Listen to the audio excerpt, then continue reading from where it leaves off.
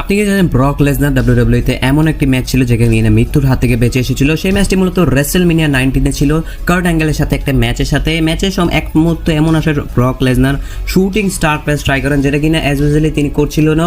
এটা অনেক অসম্ভব লেভেলের ছিল, তবে সেটা কিনা তাদের মতন রেসলারদের মতন ছিল না, সেটা কিনা ক্রুজার ওয়েট রেসলারদের জন্য ছিল। তবে তাও সেটা ট্রাই করেন এবং তিনি কিনা সেটাতে ফেল হন এবং তিনি তার নেকের উপর ল্যান্ড করেন, যেটা কিনা অনেক ভয়ানক ছিল। এবং জন সিনা তো রীতিমতো ম্যাচেস থেকে বলেই দিয়েছিলেন যে হয়তোবা ব্রক লেসনার মরে গিয়েছেন, এবং ব্রক লেসনার থেকে শুরু করে সবাই ভেবেছিলেন যে এখানে কোনো কিনা ভয়ঙ্কর একটা সিন হবে। তবে ব্রক লেসনার তখন কিছু হয় না লাকিলি, এবং তিনি তারপরেই সাথে সাথে উঠে F5 দেন এবং ম্যাচ কন্টিনিউ করেন। ম্যাচের পরে তার কোনো ইনজুরি হয় নাই। তার কারণটা মূলত তার এই হেভি ওয়েট মানে যেই নেক এবং শোল্ডার সেখানে মাসলগুলো ছিল, এবং কার্ট অ্যাঙ্গেল অনেকটা অবাক হন, এবং এরকম সিনারিও ডাব্লিউডাব্লিউইতে হয়তো অনেক হয় না। তারপরে থেকে ব্রক লেসনার এই মুভসটা কমিয়ে দেন, এবং বুঝতেই পারছেন ব্রক লেসনার প্রায় মৃত্যুর হাত থেকে বেঁচে এসেছিল। এরকম ফ্যাক্ট জানতে অবশ্যই আমাদের চ্যানেলের পাশে থাকবেন।